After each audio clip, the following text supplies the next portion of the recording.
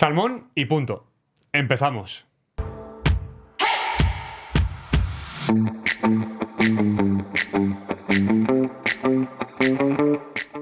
Salmón y punto, vamos a hablar del sector corporativo aquí en Noruega, de cómo funcionan las empresas y de cuestiones relacionadas con el día a día de una oficina. Para ello tenemos a Elizabeth, directora de Customer Support en Kongsberg Digital. Muchas gracias por venir, Elizabeth. Muchas gracias por la invitación. Creo que puede ser interesante porque, como estábamos hablando antes, los perfiles que he tenido en su mayoría eran profesiones y no estaban tan relacionadas con lo que es el día a día del funcionamiento de una empresa. Por ejemplo, yo trabajo en el ámbito del marketing, tú trabajas en el área del Customer Support, de la atención también al cliente, sobre todo en una empresa global. Entonces creo que puede ser útil para aquellas personas que vengan en otras áreas de actividad que no sean las que hasta ahora hemos visto, para también saber un poco más sobre el funcionamiento de una oficina y de una empresa noruega en concreto. Así que muchas gracias por venir. No, gracias a ti. Quería preguntarte, ¿de dónde eres? Yo soy de Colombia. ¿Cuánto tiempo llevas viviendo en Noruega? 15 años. 15 años ya. Creo que si no eres la que más tiempo lleva viviendo aquí en Noruega, de los que he entrevistado hasta ahora, sin duda estarás por ahí. ¿Por qué emigraste? ¿Por qué decidiste emigrar? Yo estaba viviendo en Estados Unidos y conocí a un noruego. Creo que pues, esa es muchas de las razones de las que mucha gente termina aquí. Yo estaba, como te dije, estaba viviendo en Houston y mi esposo en esa época estaba trabajando en Houston, era project manager. Y tenía amigos en común y nos conocimos. 2 años después nos casamos y nos mudamos a Noruega. ¿Tardaste mucho en mudarte a Noruega después de vivir allí? Después de vivir en Houston, unos 3 años, después me mudé a Noruega. Yo creo que el tema, como decías, del amor o las relaciones sentimentales es la causa número 1 o el factor el primer factor para que la gente se decida a venir a Noruega, yo creo. Sí, yo estoy de acuerdo, especialmente los colombianos que yo conozco aquí en Noruega, casi, o sea, podríamos decir que el 90% han venido aquí por el amor. ¿Qué estudiaste? Administración de empresas con énfasis en negocios internacionales en Colombia. En Colombia. Sí. ¿Luego hiciste alguna formación de posgrado o de, digamos, máster? Lo estoy haciendo ahorita. O sea, que ya estudiaste aquí, luego, después. O sea, después de Colombia, en Noruega, sí, pero es como una online. Entonces lo estoy haciendo con una universidad en Edimburgo. ¿Cuál es tu sector profesional en concreto? Yo trabajo en una empresa, como dice, Kongsberg Digital. Somos los que ayudamos a los diferentes sectores, al sector marítimo, sector de oil and gas y de todo eso de heavy industry en su trayectoria digital. Somos una software as a service company, parte del Kongsberg Group. Al presentarte te decía que trabajas en el sector del Customer Support, que hablábamos antes que es un paso, digamos, posterior al tema de las ventas, es decir, que gestionas también todo lo que es la atención a ese cliente postventa, entiendo. ¿Nos puedes explicar en concreto cuál es tu labor ahí en la compañía? Sí, como lo dijiste, yo soy la directora de Global Customer Support. Tengo, como el nombre lo dice, tengo un equipo global. La parte más grande de mi equipo está en India y también tengo un equipo en Houston. Entonces, nuestra tarea es asegurarnos que la experiencia del consumidor sea buena con nuestro producto. Entonces, una vez nosotros hacemos deployment, porque como te digo, es una empresa de software, una vez hacemos deployment de los softwares, mi equipo son los que están dando support de nuestro producto. Es un servicio, que se presta 24 horas, 7 días a la semana. Y por eso es que tenemos esos sitios como estratégicos en India y Estados Unidos, porque cuando India cierra la oficina, Estados Unidos empieza. Entonces tenemos un follow the sun ¿Desde que te mudaste a Noruega has trabajado en esta compañía? No. Yo empecé en Kongsberg Digital hace 2 años. ¿Y tu experiencia previa estaba relacionada también con la formación de posgrado que me has dicho que estás cursando ahora o con tus estudios universitarios en Colombia? Cuando yo empecé en una compañía en una compañía de oil and gas, y en esa compañía trabajé por 11 años. Y eso creo que es parte de lo que me gustaría acá también aquí en este podcast, porque cuando yo llegué a Noruega, a mí se me hizo demasiado difícil conseguir trabajo, ¿cierto? Eso fue hace 15 años, todavía, o sea, nosotros decimos que Noruega es súper global y todo, pero no, se me hizo demasiado difícil. Yo no, con todo y que tenía mi grado de la universidad, fue muy difícil. Entonces, como mucha gente de pronto podrá experimentar, a mí me tocó empezar en una carrera que no tenía nada que ver con lo mío, que fue de secretaria. Que yo tenía como que muchas calificaciones, pero no podía conseguir un trabajo como project manager, por ejemplo, o algo así. Entonces yo empecé como secretaria y hoy en día estoy súper agradecida que empecé en esa posición, porque aprendí como que la base de muchas cosas y aprendí, y eso fue lo que me ayudó a mí como a subir poco a poco. Yo también como latina, ¿no? Yo soy muy service minded y eso me abrió muchas puertas también en mi carrera. Pero fue un poco difícil. ¿Por qué dirías que fue difícil en concreto? ¿Venías aquí con el idioma ya, por ejemplo? No, pues yo no tenía el idioma, pero yo estaba buscando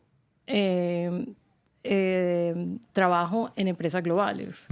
Que tenían como, o sea, que no necesariamente eran noruegas, eran empresas americanas y donde donde el idioma es inglés. Yo venía con muy buen inglés y no simplemente, o sea, no me daban ni siquiera razón, ni siquiera me daban la oportunidad de una entrevista. A tanto punto que yo pensé, ok, me voy a cambiar el nombre, a poner el nombre de mi esposo, porque así me parezco noruega, ¿no? Entonces, claro, a ver si me aceptan por lo menos para una entrevista, porque una vez uno ya tiene la oportunidad de la entrevista, ya es más fácil. Y nada, no me salió nada. Entonces, ahí fue cuando me tocó recurrir a NAF para eso se llama como una práctica de trabajo, donde uno trabaja gratis. Y ahí conseguí, mi esposo me ayudó a que consiguiera una práctica en la empresa donde él trabajaba. Y así fue como empecé. Así empezó mi vida corporativa en Noruega. Dices que pensaste, pero finalmente hiciste lo de ponerte el apellido de... No. Vale, no. Vale, porque eso es un tema también interesante, porque al final ya hablamos de prejuicios en relación a apellidos y de temas de cultura también. Sí, claro. Entonces entiendo que puede ser también una barrera, quizá, como has dicho. ¿Dirías que el principal reto de emigrar fue, digamos, adaptarte a la nueva cultura o las dificultades de conseguir el primer trabajo? Es una combinación de las dos, pero definitivamente la cultura es la parte más difícil, porque cuando uno no se siente parte de algo, es para nosotros como seres humanos, eso es básico. Y cuando, por lo menos cuando yo llegué a una ciudad súper chiquita, donde la sociedad es muy cerrada y es muy difícil hacer amigos y socializar.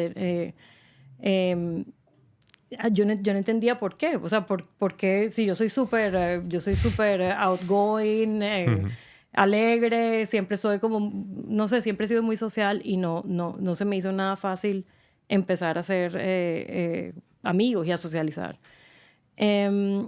Y obviamente, o sea, yo soy de Colombia, nosotros somos gente de gente, nosotros necesitamos gente alrededor y eso aquí es un poco diferente. En algún momento empecé a comportarme diferente, como para tratar de alinearme a la cultura. Y después, yo creo que también eso es parte de madurar. Cuando yo llegué aquí yo tenía 25 años.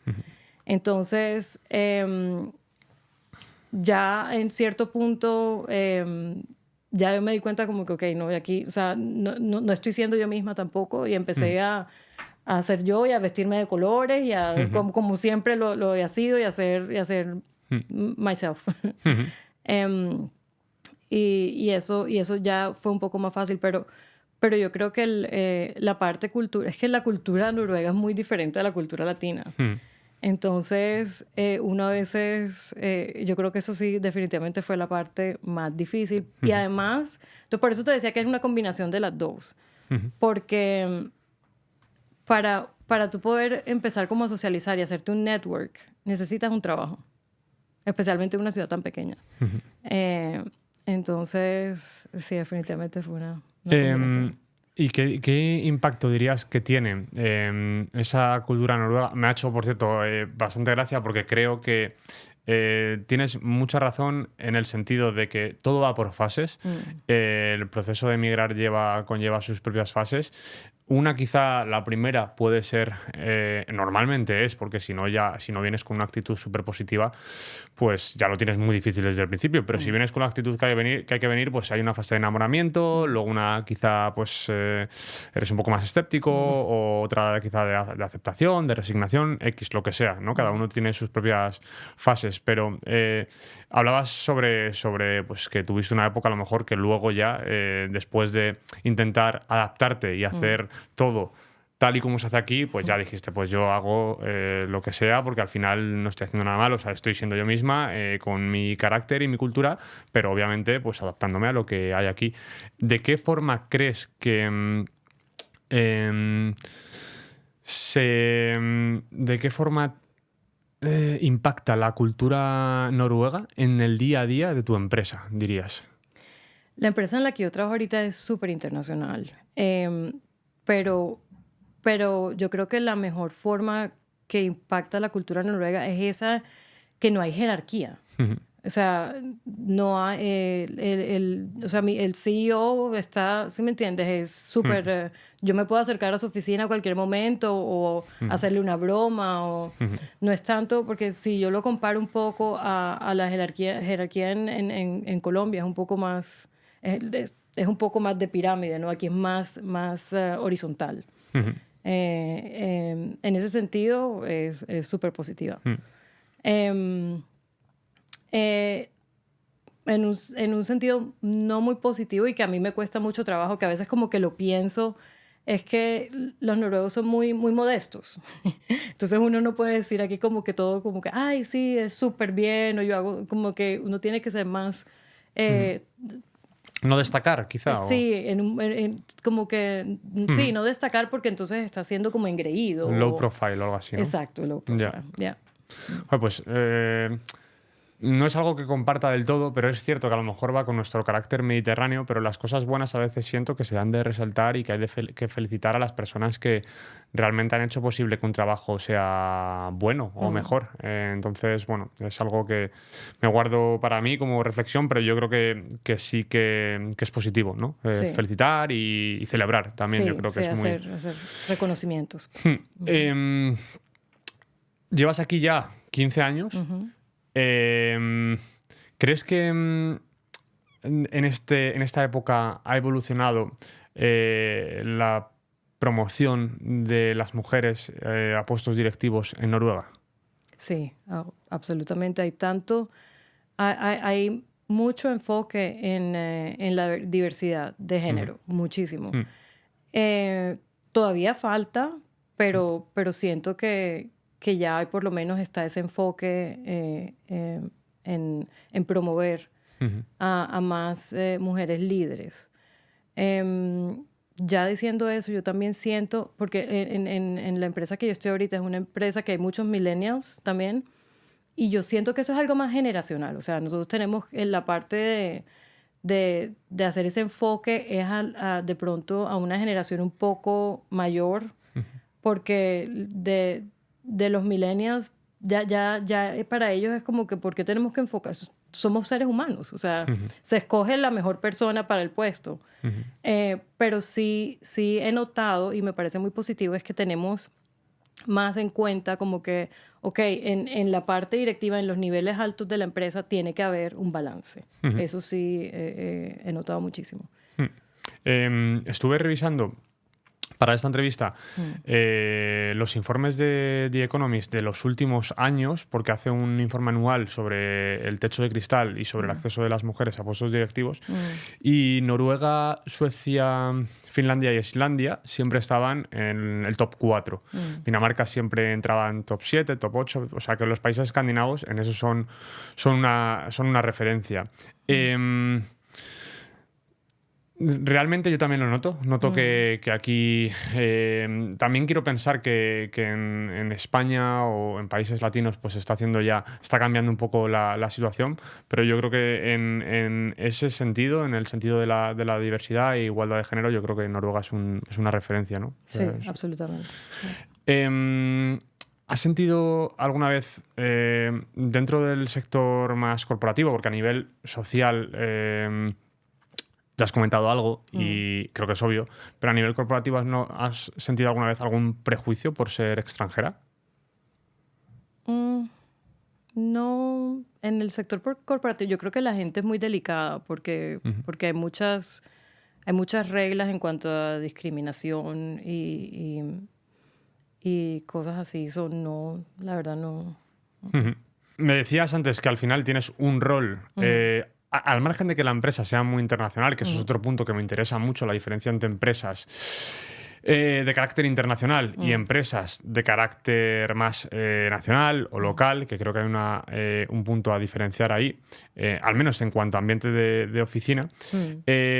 ¿Cómo es trabajar con un equipo que no tienes de forma presencial en tus oficinas? Eso ha sido o sea, yo he aprendido demasiado en este nuevo rol con un equipo tan global, ¿no? No es solo que no tenga al equipo en la oficina, porque yo creo que a eso ya estamos acostumbrados después de COVID. La mayoría con este hybrid, la forma híbrida de trabajar, estamos muy acostumbrados ya a hacer nuestras reuniones en Teams y no siempre todo el mundo está en la oficina. Yo creo que lo más interesante ha sido la diferencia de culturas.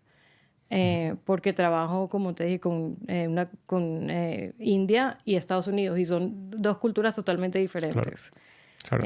Entonces, ha sido un buen challenge porque he aprendido muchísimo de ambas culturas. Ya he estado un poquito más familiarizada con la cultura americana porque yo viví en Estados Unidos, pero aprender la cultura hindú ha sido fascinante.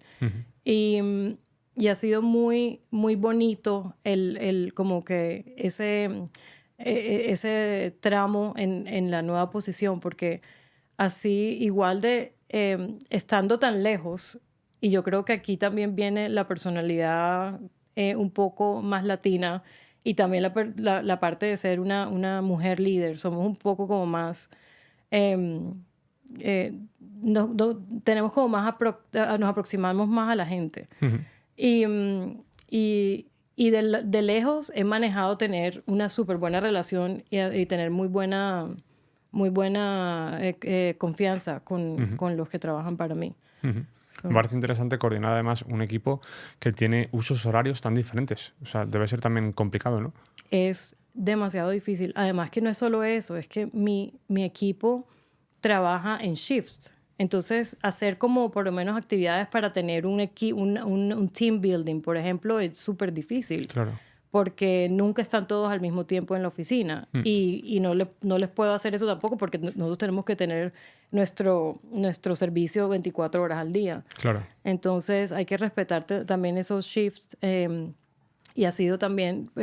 creo que eso me ha dado a mí extra trabajo para hacer que ellos se sientan integrados también y que se sientan parte de un equipo. Y que además que así tengan a su líder a kilómetros de distancia, se sientan cercanos. Es muy difícil. Cuando yo tengo team meetings, me toca dividirlas. En una parte, o sea, con la gente de Bangalore, me toca hacer a una hora y después con los de Estados Unidos a otra hora, porque Claro. si no les toca a los de Estados Unidos levantarse tempranísimo o a esto quedarse muy tarde. Claro. Te quería también preguntar, antes te lo mencionaba, ¿has trabajado alguna vez aquí en la anterior empresa que decías que era de Oil and Gas? ¿Era de carácter nacional o internacional? Internacional, una empresa Internacional. americana. Vale. O sea que también tenía un clima de oficina internacional, ¿o no? No tanto, porque era una empresa un poco más tradicional de oil and gas, mucho más, más hombres en el top.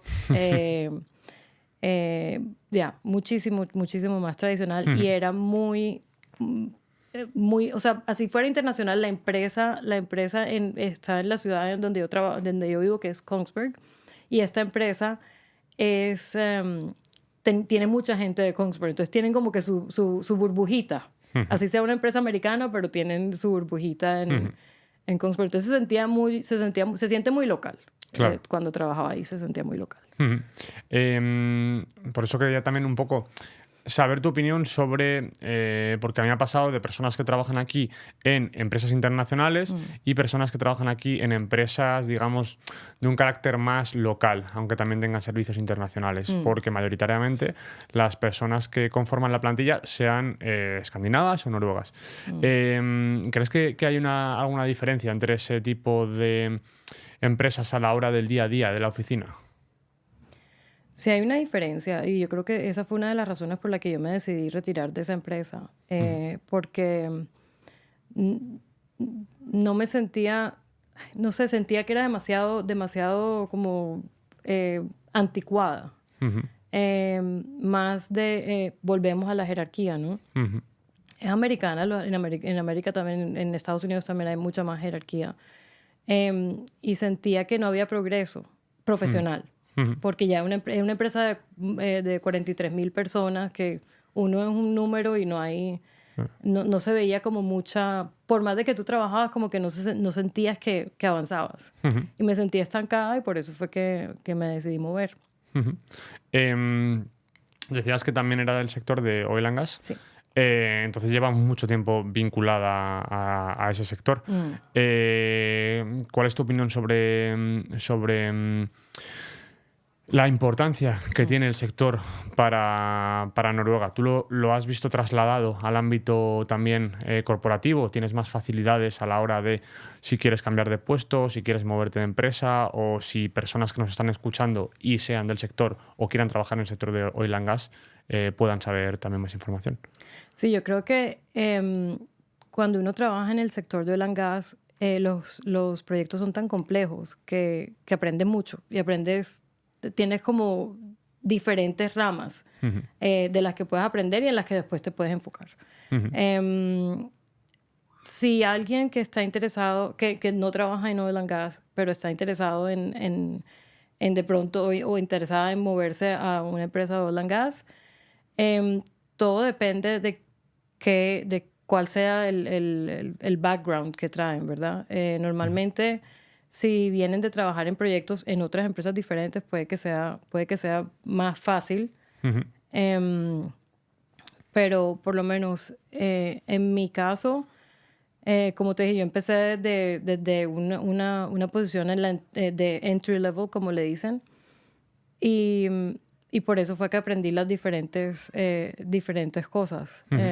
Pero la diferencia, y esto sí, yo creo que ahora va más enfocado a la respuesta, a la pregunta que me hiciste, es que cuando uno trabaja aquí en una empresa de oil and gas, normalmente las empresas de oil and gas tienen muy buena reputación. Entonces, cuando tú tienes eso en tu CV, es una te ayuda como referencia, ¿no? Claro. También. Entonces... Y hablando del CV, ¿qué consejos le darías a hispanohablantes que estén considerando mudarse y trabajar en Noruega? Primero que todo, que vengan con los pies en la tierra. Porque yo conozco muchos casos, por lo menos de mi familia, no que se han mudado a Noruega, pero sí que se han mudado a otras partes. Y uno siempre piensa que es fácil. No, allá hay mucho trabajo o de pronto para la gente que ya viene con una que se va a mudar dentro de Europa. Obviamente que es mucho más fácil, pero no es por sonar negativa, Ya. pero no es súper fácil. Lo que sí, yo no sé cómo es con los colegios o las escuelas y las universidades de Europa. Tienen que ir a NOCUT a hacer todo Igual, lo mismo. El mismo Entonces, eso es súper importante. O sea, lo número uno, ir a traducir sus notas y todo, que lo validen el sistema noruego. Y obviamente que se pongan a aprender el idioma, porque, o sea, yo no lo uso todos los días, pero sí es una buena entrada cuando es como cuando uno se pone en los zapatos de los noruegos también. O sea, si tú estás en España y alguien viene y pues por lo menos socialmente pueden hablar el idioma, es una ventaja. Y también es una ventaja de pronto en las entrevistas.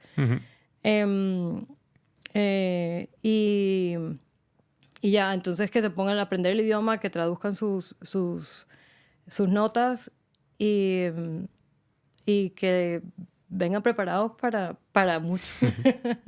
Vale, y pasando al bloque de preguntas personales, ¿dirías que fueron difíciles los primeros meses en Noruega? Los primeros 2 años. Sí, me costó muchísimo trabajo. Y eso también es parte un mensaje que hay que transmitir, que no es fácil porque la cultura es un poco difícil. La cultura, ¿sabes? Los noruegos son un poco más cerrados. Y pero eso pues, que venías, perdona, ya, tu marido era noruego. Noruego. Lo que pasa es que nosotros nos mudamos a esta ciudad pequeñita que se llama Kongsberg, pero mi esposo viene de otro pueblito que no es Kongsberg. Entonces él tiene amigos en Kongsberg, pero su familia no vive ahí. Entonces a mí me hacía mucha falta ese núcleo familiar de los domingos, ir a donde la abuelita, todo eso, que es muy colombiano, ¿no? O muy latino. Entonces eso se me hizo muy difícil, me parece muy solo. Me pareció muy solo. Pero pues valga aclarar que el punto por lo que a mí me costó 2 años fue porque cuando yo llegué a Noruega yo estaba embarazada. Entonces pues yo me quedé con mi hija por 2 años antes de empezar a buscar trabajo. Y mi vida totalmente cambió cuando ya yo encontré un trabajo, porque ya empecé a socializar y eso. Pero yo creo, si yo, pues así como viendo como ha sido con mis amigas que han venido de Colombia o latinas, es un año más o menos en donde ya más o menos te empiezas a adaptar a las estaciones y todo. Sin duda. ¿Qué fue lo que más te impactó al llegar? Es que... ¿Por dónde empieza, no? Sí. Lo que más me impactó, para serte sincera, es yo me acuerdo la manejada del aeropuerto a Kongsberg. Yo decía, ¿en qué me metí? Por primera vez. Por primera vez. Porque yo había vivido antes en Europa, yo viví en Francia un tiempo, y cuando yo conocí a mi esposo, dije, yo no necesito ir a Noruega, si ya yo estaba en Europa, a mí me encanta Europa. Y cuando llegué... Entonces me costó mucho trabajo, como eso me impactó muchísimo, como que tanta soledad. Kongsberg es súper solo. No hay tanta acción como aquí en Oslo. Claro. Claro, aquí es cierto que no podemos tampoco extrapolar Oslo a toda Noruega, porque Claro. es mucho más diferente, son zonas muy aisladas en algunos casos, y si encima le sumas que por carácter y hábitos culturales pues no hay una relación muy estrecha, o al menos no tan estrecha como tenemos en otros países mediterráneos, pues se puede sentir más esa soledad, como dices. ¿Qué tópicos sobre Noruega tenías antes de venir y cuáles se han confirmado o se confirmaron en su día? Yo me imaginaba definitivamente que la gente iba a ser un poco más social. Eso fue un no. Lo que sí, porque obviamente mi esposo es noruego, entonces siempre vi que él era una persona demasiado honesta, brutalmente honesta, que a veces me ponía incómoda. Pero eso es algo que valoro mucho en los noruegos. Que por lo menos las personas que yo he conocido son súper honestos y son amigos muy fieles. Una vez son tus amigos, son amigos, o sea, puedes contar con esta persona 100%.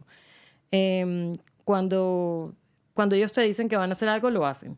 Y eso a mí me gusta mucho. ¿Cambió mucho tu vida en Noruega cuando llegaste respecto a la vida que llevabas en Colombia? Sí, o sea, la vida en Colombia es mucho más diferente, ¿verdad? O sea, tenemos mucha facilidad de adquirir muchas cosas que aquí son más difíciles. Me tocó aprender muchísimo, me tocó aprender desde cocinar a muchas cosas que en Colombia uno tiene facilidad de adquirir, ¿cierto?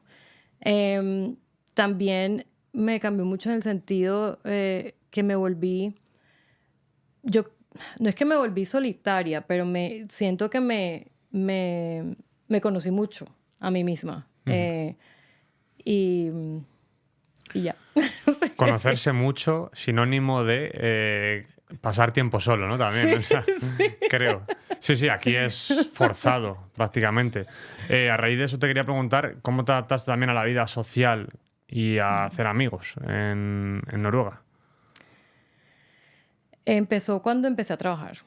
Ahí fue como la base y no me hice amigos de gente de Kongsberg, o sea, porque como te dije, la gente en Kongsberg es muy cerrada, pero esa gente que se ha mudado a Kongsberg son mucho más abiertos. Entonces, todas mis amigas viven en Kongsberg, pero no son de ahí. Pero son noruegas o noruegos. No me costó tanto trabajo, fíjate, porque con estas amigas yo siento que siempre he sido muy colombiana con ellas y a ellas les encanta eso, ¿no? Entonces me costó trabajo, por lo menos porque si estamos hablando de la vida social, cuando uno sale y empiezas como a tomarte una cervecita, no sé qué, en Colombia es bailar, o sea, aquí esta gente está sentada y es nada más sentados y hablando y no... y entonces a mí siempre me hace falta bailar, pero entonces ellas ya saben que no, como Claro. que aquí es más. Sucede, la verdad es que sí sucede. ¿Tienes un grupo de hispanohablantes, de amigos hispanohablantes? Amigas, sí, Amigas. sí, somos como 10. Ellas todas viven aquí en Oslo. Sí. También creo que viene bien, ¿no? Sí. A nivel social y a nivel de salud mental, ¿no? Ay, sí, También total. hablar, expresarte en tu idioma, tener gente Sí, que hable también en tu idioma, yo creo que es positivo. sí. ¿Cuáles fueron algunas de las costumbres de Noruega que más te llamaron la atención cuando llegaste? Hay que dejar los niños afuera. Sí. Sí. Eso me hizo un shock total. También que costumbres como más culturales o más... Sí, también, o de ya. hábitos diarios o algo que te parezca peculiar. No, yo creo que eso es una de las cosas y también ver como que la gente confía mucho las personas cuando, por lo menos mi esposo, cuando yo llegué, él tenía una moto y le dije, ok, conmigo no hay moto. Y le hice que vendiera su moto y la persona se fue y él, no, sí, me pagas, ya. Después, o sea, él le confiaba en Colombia como que el pago tiene que ser primero antes de que tú te lleves Sí, la moto. Yo era eso como, sí. ¿cómo así? Eso, pero... Buena referencia. Aquí el tema de la confianza lo hemos hablado en más de un podcast como uno de los puntos más positivos, porque no solo lo puedes ver en eso en concreto que has mencionado, sino que en el día a día de las relaciones sociales y de las relaciones también profesionales, en las empresas también lo ves, ese tema de la confianza. Sí, claro. ¿Qué dirías que es lo mejor de vivir en Noruega? Hay muchas cosas. Definitivamente el balance que uno puede tener, la calidad de vida. O sea, para ninguno está oculto que los países escandinavos son uno de los top en lo que viene a la calidad de vida. A mí me parece que yo disfruto, yo nunca me siento estresada y tengo un trabajo que requiere muchísimo, pero me encanta cómo la cultura entiende que tú también tienes una familia. O sea, aquí nadie te espera que estés en el trabajo hasta más de las 5 de la tarde, las 4 de la tarde, porque todo el mundo entiende que los niños están en la casa, que hay diferentes actividades. Y eso Y eso motiva también muchísimo para uno, para uno tener para también dar un poco más en el trabajo. Definitivamente eso, o sea, tenemos 25 días de vacaciones. Eso es una belleza y la gente la respeta, o sea, no... Claro. Cuando yo tomo vacaciones en el verano, nadie espera que yo responda un email. Claro. Obviamente, si hay algo demasiado urgente, me llaman, pero eso a mí nunca me ha sucedido. Y ya llevas mucho tiempo. Y llevo 15 años aquí, es espectacular. Y por el contrario, ¿qué crees que es lo peor de vivir en Noruega? La soledad. La soledad. Porque sí, la gente es muy linda cuando tú los conoces y todo, pero igual no es como nosotros. Y no es tanto... no es tanto y no como nosotros, porque eso se dice como si nos estamos aislando, ¿verdad? Pero como yo creo que cuando estamos lejos de la familia, a eso es lo que me refiero. La soledad estando lejos de la familia. Cuando si algo pasa en Colombia o algo así, o sea, yo no puedo hacer nada. Entonces es sentirme como un poco... ¿cómo se dice? Impotente, ¿no? Porque no puedes... Sí, porque no hay nada que puedas hacer. No puedo hacer nada. O sea, si alguien, ni Dios lo quiera, hay una muerte en la familia o algo así, o sea, tengo como 2 días para poder llegar. Entonces, eso me parece bien challenging. ¿Qué es lo que más echas de menos de Colombia? El clima. Definitivamente, sí. Llevas ya mucho tiempo con este clima, digamos, el clima escandinavo, y aún así, después de tantos años, es lo que más echas de menos. Nunca me voy a acostumbrar a ese clima. O sea, yo vengo de Barranquilla, que es una zona caliente, o sea, 35 grados centígrados todo el año. Y yo, cada que viene el invierno, o sea, o sea, yo no puedo, no es tanto con el frío, sino la oscuridad. A mí me da muy duro eso. ¿Qué consejos darías para alguien que llega y que también le impacta el tema de la oscuridad? Muy buena pregunta. Bueno, que primero que todo, vitamina D. Pero también existen esas, o sea, si a la persona de verdad que le está impactando mucho la oscuridad, venden esas lamparitas con solar light, ¿no? La tengo. Sí. Dicen que es efecto placebo, que es efecto psicológico. Pero hace su trabajo. Eso es. Hace su trabajo. Hace su trabajo. Sí, y café.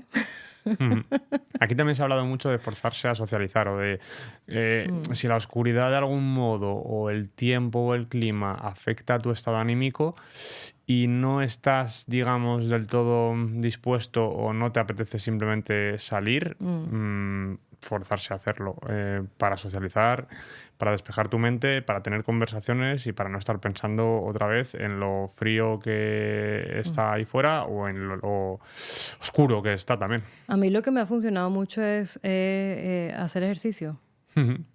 Trato de hacer más ejercicio en el invierno. También si poder salir a caminar. Es muy bonito salir, claro. Si a la gente le gusta. ¿Cuál es tu lugar favorito en Noruega? Me encanta Tromsø. ¿Has estado muchas veces? Como 3 veces. Le dicen el París de Noruega. Eso es. Del Ártico o algo así, creo. Sí. La verdad es que es muy, muy bonito. Es muy lindo y además, la gente es espectacular. Que me pareció rarísimo porque si ves, esta gente es oscuro casi yo no sé cuánto tiempo en el año, es súper oscuro. Y desde el momento, a mí siempre me ha pasado, cada vez que llego en el taxi del aeropuerto al hotel, o sea, el taxista hablando, son súper, yo creo que es una necesidad, como para ellos les encanta socializar como para compensar de pronto, las dificultades de hacerlo a lo mejor allí. Sí, aquí tuvimos en el capítulo 7 a Xavi, que trabajaba en una empresa del sector turístico en Tromsø y nos contaba que el tema de la oscuridad obviamente pues tenía sus retos, sus complicaciones, porque al final no es como en Oslo. Allí hay varios meses durante el año, no sé si es sobre todo diciembre y enero, no sé Es si parte solo de oscuro. noviembre, en lo que es prácticamente no sale el sol. O sea, hay claridad, pero no es lo mismo que haya claridad a no ver nunca el sol durante todos esos días. Correcto. Entonces, creo que el día que empiezan a salir unos rayitos, ahí es el tema a comentar ese día. ¿Tienes alguna comida noruega favorita? Ribbe, me encanta. Es muy parecido a algo colombiano. Sí. En general, las comidas de Navidad, ¿no? Creo que son bastante sabrosas. Yo creo que Sí, sí. son las más típicas también. O sea, las más típicas me refiero a que sí que son platos como más clásicos cuando alguien desde fuera te viene y te dice, ¿qué es lo típico? ¿No? Sí. Te sale como casi las de Navidad, porque vamos a decir el salmón, que al final pues es lo que la gente tiene en mente, pero no es así. Por eso este programa también se llama Salmón, porque es vivo en Noruega. ¿Y qué tal el salmón? Sí. Entonces, ya ves que ya es un tópico, porque ese salmón está en todas las partes del mundo, el mismo Correcto. salmón. Entonces ya no es tan peculiar, pero el ribe yo creo que sí que es una comida que sabrosa, que yo creo que también se podría asociar a otra comida en España. ¿En Colombia cuál es la comida? Chicharrón. Vale, Chicharrón. vale. Sí. En España más al cochinillo asado, yo Sí, creo. Se sí. podría parecer también el sabor. ¿Tienes alguna recomendación cultural en Oslo, ya sea un museo, un evento musical, algún lugar en concreto que te guste? Yo no vivo en Oslo, entonces no sé mucho de eso, pero dos cosas. Por lo menos está para alguien que venga de afuera, que tenga ganas como de integrarse y de socializar, está United Nations, es que no, Internations. Es una asociación muy buena que uno se puede como inscribir y hacen diferentes eventos en diferentes lugares en Oslo. Eso lo sé por mis amigas que viven aquí en Oslo, de Colombia. Y un evento buenísimo, pues siendo de Kongsberg, en julio, en el verano, que es cuando todo está lindo y caliente, está el Jazz Festival, el Festival de Vale, Jazz, qué bueno. el primer fin de semana de julio. Súper chévere, también viene gente de todas partes del mundo. Y no puedes creer que en un pueblo tan chiquito haya Es la que se tanta... monta.